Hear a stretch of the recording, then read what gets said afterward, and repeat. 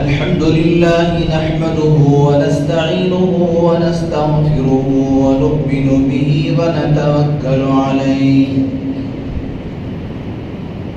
ونعوذ بالله من شرور أنفسنا ومن سيئات أعمالنا من يهده الله فلا مضل له ومن يضلله فلا هادي له ونشهد أن لا إله إلا الله وحده لا شريك له ولا نظير له ولا مشير له ولا وزير له ولا مثل له ولا مثال له ونشهد أن سيدنا وسندنا وحبيبنا وإمامنا ومولانا محمد وبارك وسلم تسليما كثيرا أرسله الله تعالى بين يدي الساعة بشيرا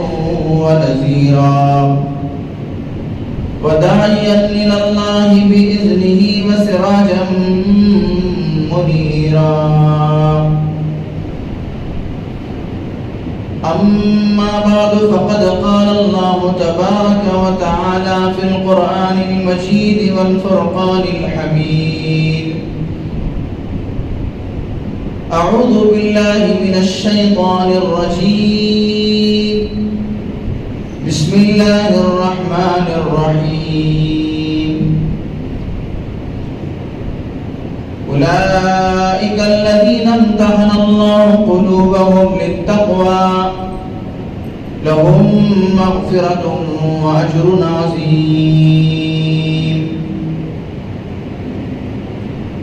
صدق الله العظيم وصدق رسوله النبي الكريم ونحن على ذلك لمن الشاهدين والشاكرين سبحانك لا علم لنا إلا ما علمتنا إنك أنت العليم الحكيم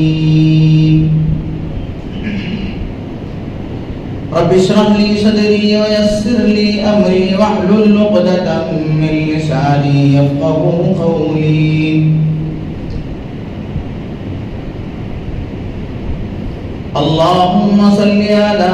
سيدنا مولانا محمد في أول كلامنا اللهم صل على سيدنا مولانا محمد في أوسط كلامنا اللهم صل على سيدنا مولانا محمد في آخر كلامنا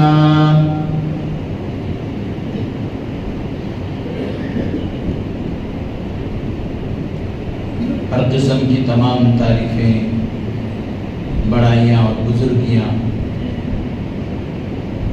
خدائے رب ذوالجلال کے لیے جس کی خدائی میں کوئی شریک نہیں وہ اکیلا پروردگار ہے اس کا کوئی سانجی اور ہمسر نہیں وہ ہمیشہ سے ہے اور ہمیشہ رہے گا ہم سب اس کے کمزور اور ناتواں بندے ہیں وہ ہمارا خالق و مالک پالنہار اور پروردگار ہے ہر پل ہر لمحہ کروڑ ہاں کروڑ انگنت لا تعداد زمین کے ذرات سے بڑھ کر آسمان کی تاروں سے زیادہ درود و سلام اس ذات پر جو خاتم النبیین شفیع المذنبین رحمت للعالمین محبوب رب العالمین محمد مصطفیٰ احمد مجتبیٰ حضرت رسول پاک صلی اللہ علیہ وسلم۔ یا رب صلی وسلم دائما ابدا علی حبیبک خیر الخلق کلہم۔ معزز سامعین اکرام، فرزندان اسلام، بہت ہی قابل قدر بزرگوں اور دوستوں،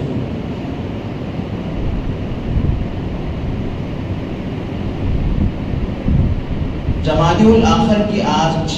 22 تاریخ۔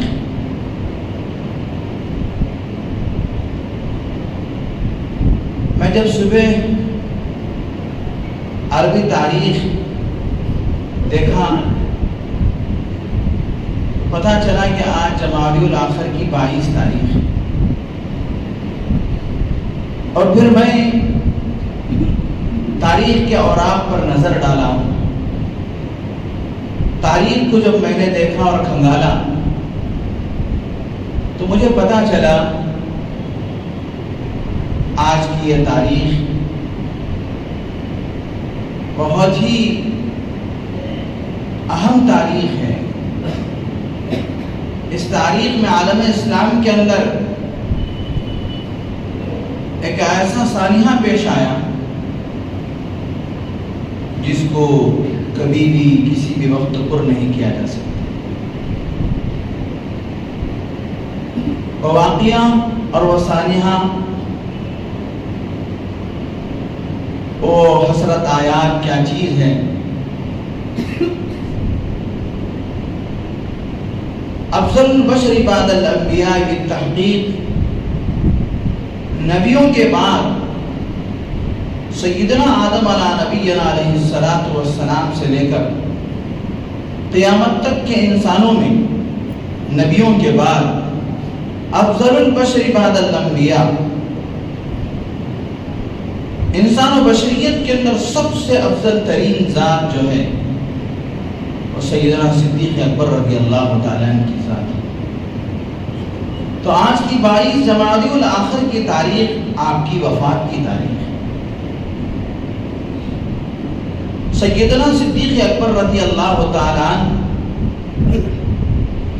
عالم اسلام کی ایک ایسی عظیم ہستی ہے،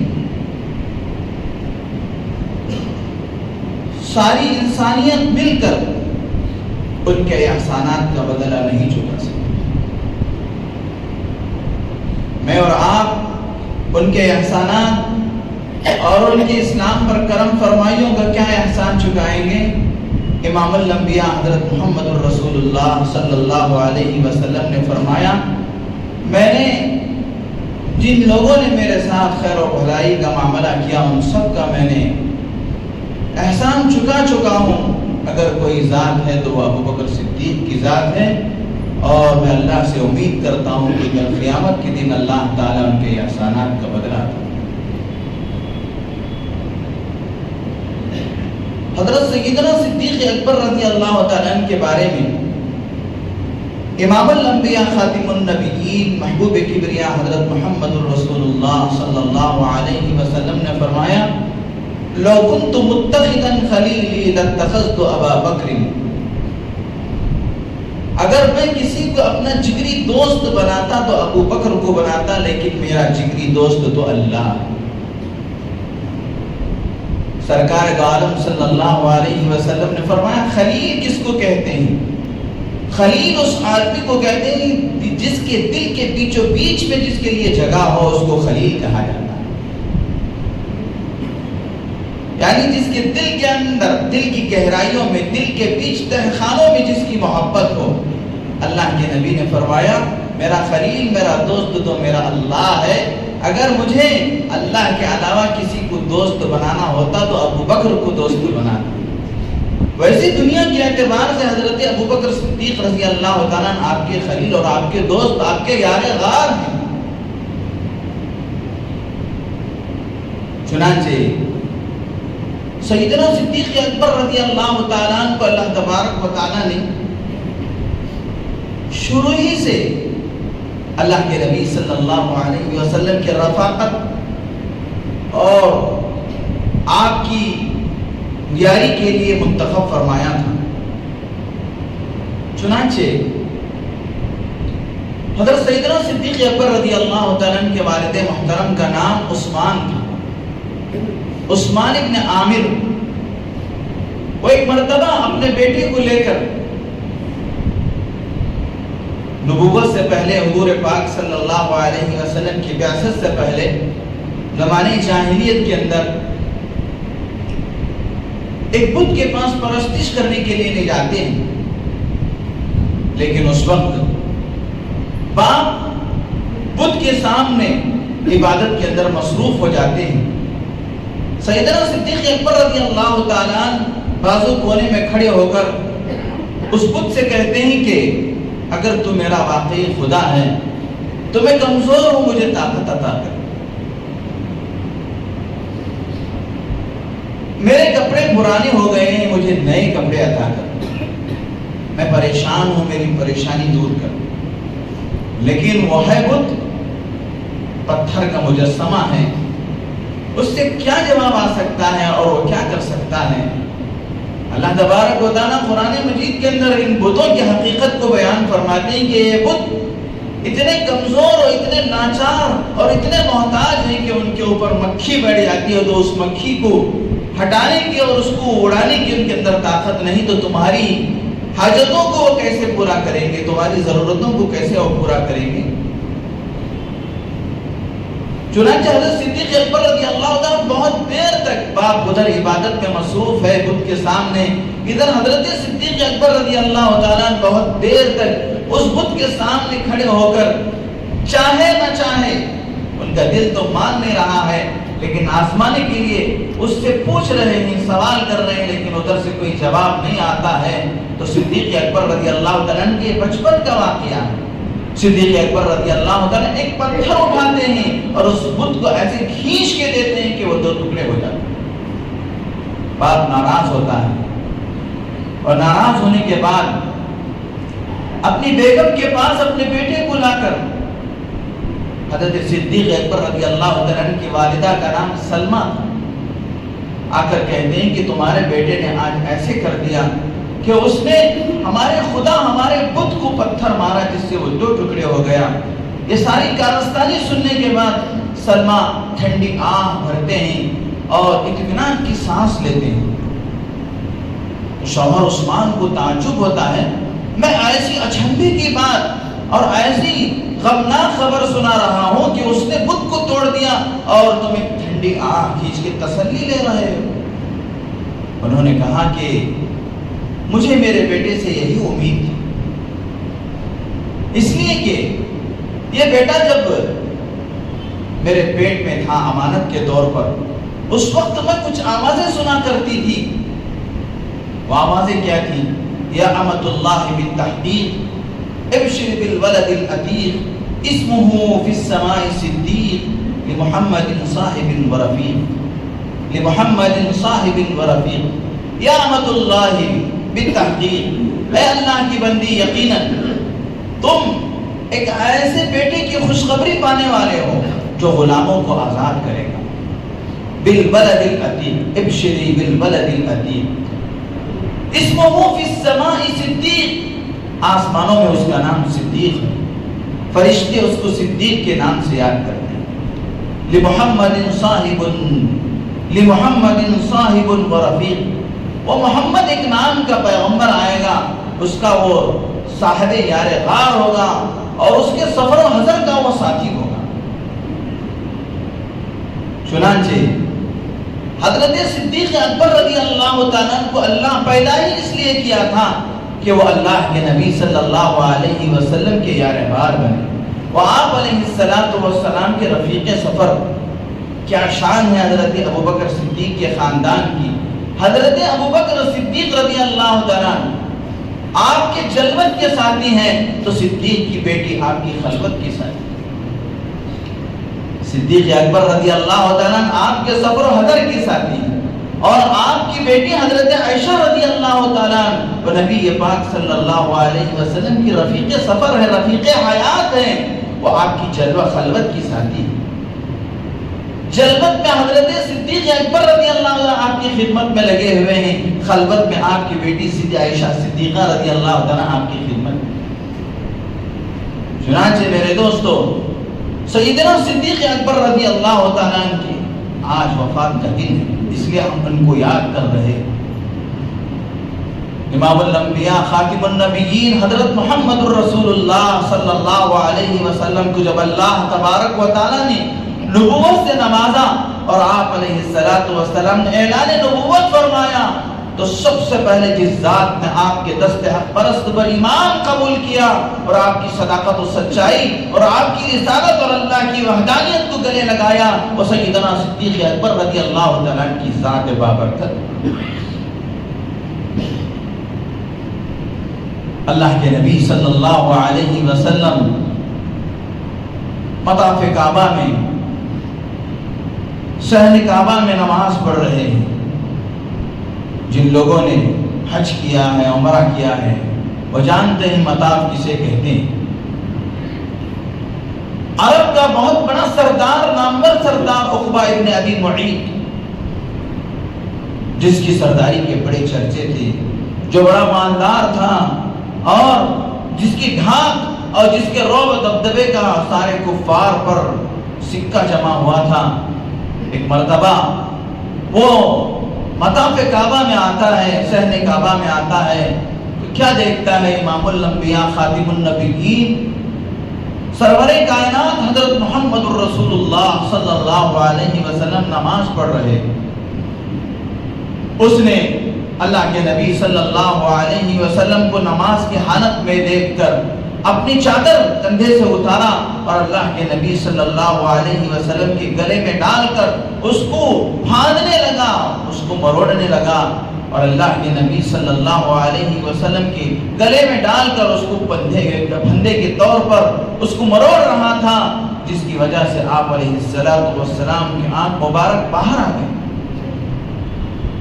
حضرت ابوبکر صدیق رضی اللہ تعالیٰ گھر میں تھے، جیسے ہی آواز سنی امام الانبیاء حضرت محمد الرسول اللہ صلی اللہ علیہ وسلم پر مصیبت آن پڑی ہے،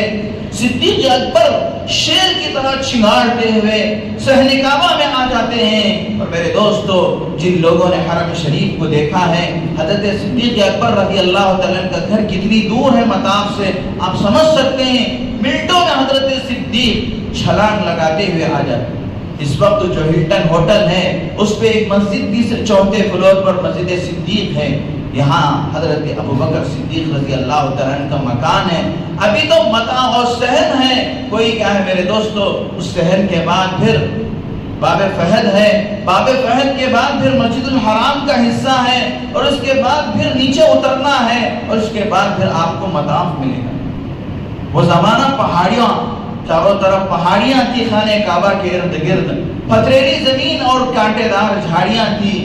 حضرت صدیق اکبر رضی اللہ تعالیٰ اپنے گھر سے نکل کر چھلانگ لگاتے ہوئے اللہ کے نبی صلی اللہ علیہ وسلم کے پاس پہنچ جاتے ہیں۔ عقبہ ابن ابی معیط کو دھکا لگا کے بازو کرتے ہیں اور اللہ کے نبی کے گردن مبارک سے اس چادر کو ہٹاتے ہیں اور کہتے ہیں اتقتلون رجلا ان یقول ربی اللہ، ارے اللہ کے دشمن، کیا تو اس آدمی کو قتل کرنے کے در پہ ہے جو صرف اس کا جرم یہ ہے کہ اللہ ہے، وہ یہ کہتا ہے کہ اللہ ایک ہے، اس کی وجہ سے تم اس کو مار ڈال رہے ہو۔ عقبہ ابن ابی معیط کے بہت سارے چہرے چاٹی ادھر ادھر کھڑے ہوئے تھے۔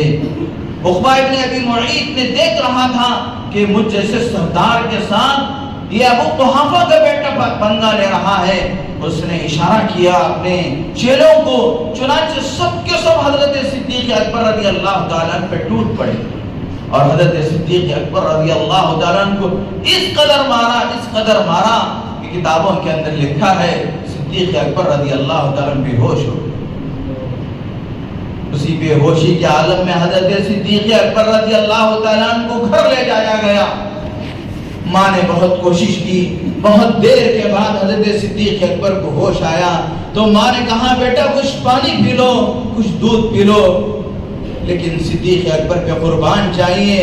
اتنے سارے مار کھانے جانے کے باوجود چہرے کی شکل کو بگاڑ دیا تھا کافروں نے، لیکن حضرت صدیق اکبر رضی اللہ عنہ فرما رہے تھے اس وقت تک میں اپنے حلق میں پانی نہیں ڈالوں گا، اس وقت تک میں اپنے منہ میں کوئی لقمہ نہیں لوں گا جب تک کہ میں میرے محبوب حضرت محمد الرسول اللہ صلی اللہ علیہ وسلم کا چہرہ نہیں دیکھ لوں۔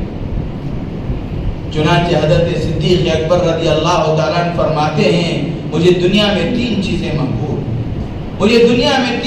محبوب ہیں۔ نمبر ایک، میرے محبوب کا چہرہ دیکھتے رہنا۔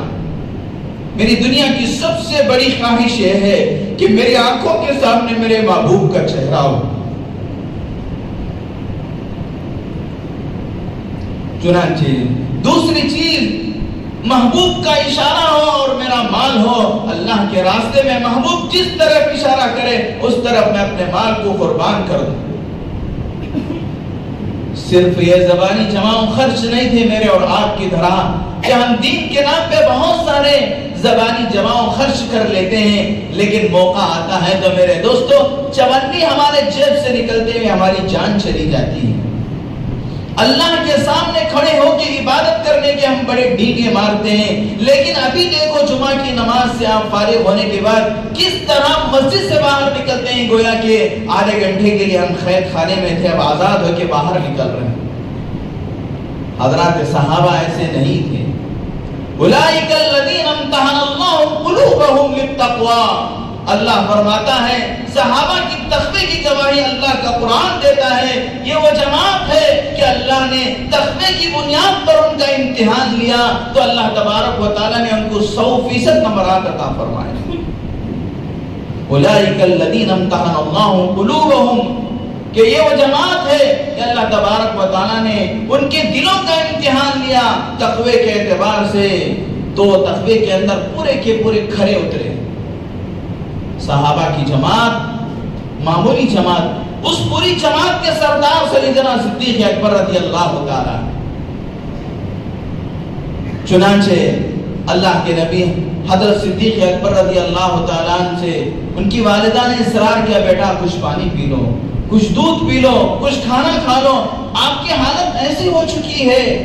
آپ مرنے کے قریب ہو گئے۔ وہ کہتے ہیں کہ میری جان قربان، میں جب تک میرے آقا کو نہیں دیکھتا اس وقت تک نہ پانی پیوں گا نہ کھانا کھاؤں گا۔ ان کی والدہ سلمہ اس وقت تک ایمان نہیں لائی تھی، مجھے معلوم نہیں کہ تیرے محبوب کا کیا حال ہے، مجھے پتا نہیں۔ ایک عورت پڑوس میں رہا کرتی تھی، وہ ایمان لا چکی تھی لیکن وہ اپنے ایمان کو مخفی میں رکھا تھا۔ اس سے کہا اس عورت کو جا کر پوچھو میرے محبوب صلی اللہ علیہ وسلم کا حال کیا ہے۔ تو اس عورت کو لایا گیا، اس نے کہا کہ ایسا کرو کہ میں آگے آگے چلتی ہوں، تم میرے پیچھے پیچھے آنا۔ حضرت ابوبکر صدیق رضی اللہ عنہ لڑکھڑاتے ہوئے اپنی ماں کا سہارا لے کر اللہ کے نبی صلی اللہ علیہ وسلم کی خدمت میں پہنچتے ہیں۔ اللہ کے نبی کے چہرے کو دیکھ کر رونے لگتے۔ اللہ کا نبی کھڑے ہو کر صدیق اکبر رضی اللہ تعالیٰ کا معانقہ اور آپ کا بوسہ لیتے ہیں، اور اللہ کے نبی صلی اللہ علیہ وسلم کو دیکھنے کے بعد اسی لمحے ان کی والدہ بھی کہتے ہیں بیٹا مجھے بھی تیرے نبی حضرت محمد الرسول اللہ صلی اللہ علیہ وسلم کا کلمہ پڑھا دے، وہ بھی ایمان میں داخل ہو جائے۔ سیدنا صدیق اکبر رضی اللہ تعالیٰ سارے صحابہ میں، آپ کو میں پتے کی بات بتاتا چلوں، پورے صحابہ میں حضرت صدیق اکبر رضی اللہ تعالیٰ نے ایسے صحابی ہیں جن کی 4 پشتے بیک وقت اللہ کے نبی صلی اللہ علیہ وسلم کی صحابیت کے شرف سے فیض یافتہ ہیں اللہ کے نبی صلی اللہ علیہ وسلم کے ساتھ۔ چنانچہ حضرت عثمان ابن عامر جو حضرت صدیق اکبر رضی اللہ تعالیٰ عنہ کے والد ہیں، ایمان نہیں لائے تھے، مدینے کے اندر حضرت ابوبکر صدیق رضی اللہ تعالیٰ عنہ اپنے پیسے سے جو صحابہ ایمان لے کر آتے، غریب صحابہ غلام ہوتے، ان کو خرید کر آزاد کرتے چلے۔ چنانچہ حضرت بلال حبشی کو حضرت صدیق اکبر نے خرید کے آزاد، حضرت نہدیہ یہ صحابیہ ہیں، ان کو حضرت صدیق اکبر رضی اللہ تعالیٰ نے خرید کے آزاد کیا، ان کی بیٹی کو اور حضرت عمار کو اور دیگر بہت سارے غریب صحابہ کو۔ جب باپ کو پتا چلا تو باپ نے کہا ارے تو کیسا نادان ہے، ایسے غریب اور کمزور لوگوں کو تو خرید کے آزاد کر رہا ہے۔ وہیں اگر تو کوئی مضبوط طاقتور آدمی کو خریدے گا تو وہ تیرے کام آئیں گے۔ صدیق اکبر رضی اللہ تعالیٰ عنہ کو اس جملے پر اتنا غصہ آیا کہ انہوں نے اپنے والد کو چاٹا لگا دیا کہ تم میرے دین کے کام میں رخنا ڈال رہے ہو۔ چنانچہ یہ شکایت اللہ کے نبی صلی اللہ علیہ وسلم کو پہنچی کہ انہوں نے اپنے والد صاحب کو چاٹا لگایا ہے۔ اللہ کے نبی صلی اللہ علیہ وسلم نے حضرت صدیق اکبر کو بلایا اور بلا کر کہا کہ صدیق اکبر تم نے یہ کیا کر دیا کہ اپنے والد کو؟ تو انہوں نے کہا اللہ کے نبی انہوں نے مجھے دین کے کام سے روکا، اگر وہ اچھا وقت تھا کہ میرے آس پاس میں کوئی تلوار نہیں تھی، اگر مجھے کوئی دین کے کام سے روکتا اور اس وقت میرے پاس تلوار ہوتی تو میں اس کے سر کو تن سے جدا کر دیتا۔ جب باپ نے دیکھا کہ میرا بیٹا اتنی محبت، کیونکہ حضرت صدیق اکبر رضی اللہ تعالیٰ عنہ کوئی ایسے انسان نہیں تھے بلکہ فہم و فراست کے اعتبار سے اللہ تعالیٰ نے اعلیٰ معیار عطا فرمایا تھا، ان کا ذہن و فہم و فراست اعلیٰ کسوٹی۔ تو جب محمد صلی اللہ علیہ وسلم سے اس قدر شدید محبت میرا بیٹا کر رہا ہے تو واقعی محمد صلی اللہ علیہ وسلم خدا کے سچے اور پکے رسول ہیں، تو وہ بھی اسی وقت اللہ کے نبی صلی اللہ علیہ وسلم کے دست حق پرست پر ایمان قبول کر۔ چنانچہ صدیق اکبر رضی اللہ تعالیٰ عنہ کے والد بھی مسلمان، والدہ بھی مسلمان، اور حضرت صدیق اکبر خود مسلمان۔ حضرت صدیق اکبر رضی اللہ تعالیٰ کی جو بیویاں تھیں، ام رومان، ام خیر، یہ سب کے سب ایمان لے کر آئیں، ساری کی ساری بیویاں ان کے مسلمان، اور صدیق اکبر رضی اللہ تعالیٰ کی پوری اولاد ایمان لے کر آئی۔ اور حضرت صدیق اکبر رضی اللہ تعالیٰ عنہ کی اولاد کے بعد ان کے پوتے اور نوازے بھی ایمان لے کر آئے۔ حضرت عبداللہ ابن زبیر حضرت صدیق اکبر رضی اللہ تعالیٰ عنہ کے نوازے ہیں، حضرت عبداللہ ابن ابی بکر حضرت صدیق اکبر رضی اللہ تعالیٰ عنہ کے پوتے ہیں، یعنی چار پشتیں حضرت ابو بکر صدیق کی حضور پاک صلی اللہ علیہ وسلم کی صحابیت کا شرف حاصل۔ یہ شرف کسی نبی کسی صحابی کو حاصل نہیں۔ حضرت ابو بکر صدیق رضی اللہ، حضرت عمر رضی اللہ تعالیٰ بہادری کے اندر اور اسلام کے اندر ان کا بہت بڑا مقام ہے، لیکن وہ ایمان لے کر آئے، ان کے باپ ایمان نہیں لائے۔ حضرت عثمان ذو النورین رضی اللہ تعالیٰ بڑا مقام ہے، لیکن یہ ایمان لے کر آئے، ان کے خاندان والوں نے یعنی ان کے والد وغیرہ نے ایمان نہیں لے کر۔ حضرت علی المرتضی کرم اللہ وجہہ کے بارے میں اللہ کے نبی نے فرمایا اسد اللہ و اسد رسولہ، لیکن ابو طالب ایمان لے کر نہیں آئے۔ لیکن صدیق اکبر رضی اللہ تعالیٰ عنہ کی شان ایک ایسی شان ہے کہ جن کی چاروں پشتیں ایمان لے کر آئے اور اللہ کے نبی صلی اللہ علیہ وسلم کے دست حق پرست پر ایمان قبول کیا۔ سیدنا صدیق اکبر رضی اللہ تعالیٰ عنہ جو فرمایا کرتے کہ دنیا کے اندر مجھے تین چیزیں محبوب ہیں، ایک اللہ کے نبی صلی اللہ علیہ وسلم کے چہرے انور کو دیکھتے رہنا، دوسرے اللہ کے نبی کے اشارے پہ میں اپنا مال خرچ کروں، تیسرے کہ میری بیٹی اللہ کے نبی کے نکاح میں ہے، یہ مجھے دنیا کی سب سے پسندیدہ چیز ہے۔ سیدنا صدیق اکبر رضی اللہ تعالیٰ ایک ایسے صحابی ہیں کہ ہجرت کے موقع پر رسول اللہ صلی اللہ علیہ وسلم نے اپنے گھر کے اندر سیدنا علی المرتضی رضی اللہ تعالیٰ عنہ کو اپنی چارپائی پہ سلایا کہ علی تم میرے گھر کے اندر میری چارپائی پہ آرام فرمائیں، اور جب صبح ہو تو کفار و مشرکین کی بہت ساری امانتیں میرے پاس ہیں، ان کی امانتوں کو ادا کر کے پھر دوبارہ مدینہ تشریف لائیں۔ میرے دوستو یہاں دیکھیے، تھوڑا غور کیجئے، اللہ کے نبی صلی اللہ علیہ وسلم نے کفار و مشرکین کی امانتوں کو حضرت علی المرتضی کے سپرد کر کے اللہ کے نبی صلی اللہ علیہ وسلم راتوں رات سیدنا صدیق اکبر رضی اللہ تعالیٰ عنہ کے گھر گئے۔ سیدنا صدیق اکبر رضی اللہ تعالیٰ ایک ایسی شخصیت ہے صحابہ کے اندر، صحابہ حضور پاک صلی اللہ علیہ وسلم کی ہر بات کی اطاعت و فرما برداری کرتے، حضور پاک صلی اللہ علیہ وسلم جو کہتے حضرات صحابہ اس کی پوری پیروی کرتے۔ لیکن صدیق اکبر ایک ایسی شخصیت ہے کہ جو حضور کے مزاج کو، حضور کے چہرے کو دیکھ کر مقصد کو پہچان لیا کرتے تھے، حضور کے چہرے کو دیکھ کر حضور پاک صلی اللہ علیہ وسلم کے منشے کو، حضور کے مقصد کو سمجھ لیا کرتے تھے۔ چنانچہ حضور صلی اللہ علیہ وسلم نے ہجرت کے بارے میں صدیق اکبر کو کچھ کہا نہیں، لیکن حضرت صدیق اکبر رضی اللہ تعالیٰ عنہ کو پتا تھا کہ حضور ہجرت کے لیے مجھے ہی اپنے ساتھ میں لے جائیں گے، اس لیے رات کے اندھیرے میں، آدھی رات میں جب اللہ کے نبی صلی اللہ علیہ وسلم حضرت صدیق اکبر کے گھر پہنچے ہیں، ابھی دروازہ کھٹکھٹایا ہے، فوراً صدیق اکبر نے اپنے گھر کا دروازہ کھول دیا۔ اللہ کے نبی صلی اللہ علیہ وسلم نے کہا صدیق آپ سوئے نہیں، آدھی رات ہے، رات کا سناٹا ہے۔ صدیق اکبر نے کہا اللہ کے رسول مجھے پتا تھا کہ آپ ہجرت کے لیے ضرور مجھے آپ کے ساتھ لے جائیں گے، اس دن سے میں نے سویا نہیں کہ کب آپ آ جائیں گے، آپ کو انتظار کا موقع نہ دیا جائے۔ چنانچہ میرے دوستوں وہاں کفار و مشرکین کی امانتیں حضرت علی کے المرتضیٰ کے سپرد ہیں، یہاں نبی جو اللہ کی امانت ہے وہ صدیق کے سپرد ہے۔ اللہ کی امانت، اللہ کے نبی اللہ کی امانت میں، حضرت صدیق اکبر رضی اللہ تعالیٰ عنہ کی امانت داری میں، حضرت صدیق اکبر رضی اللہ تعالیٰ عنہ کی وفاداری میں اللہ کے نبی ہجرت کا سفر طے کر رہے ہیں۔ چنانچہ یہ ان لوگوں کے اوپر جو سید حضرات الشیخین یعنی حضرت ابوبکر صدیق، حضرت عمر رضی اللہ عنہ کو برا بھلا کہتے ہیں، ان پر ایک بہت بڑی کاری ضرب ہے کہ اللہ کے نبی نے اپنی جان کو صدیق اکبر کے حوالے کیا، جبکہ کفار و مشرکین کی امانتوں کو حضرت علی کے حوالے کیا۔ اگر میرے دوستو حضرت علی رضی اللہ تعالیٰ عنہ اگر اللہ کے نبی ایسا کرتے کہ کفار و مشرکین کی امانتوں کو صدیق اکبر کے سپرد کر کے حضرت علی کو اپنے ساتھ لے جا سکتے تھے، لیکن ایسا نہیں ہوا۔ اللہ کے نبی نے کفار و مشرکین کی امانتوں کو علی کرم اللہ وجہہ کے سپرد کیا اور اپنی ذات کو سیدنا صدیق اکبر رضی اللہ تعالیٰ عنہ کے سپرد۔ اور پھر اللہ کے نبی صلی اللہ علیہ وسلم رات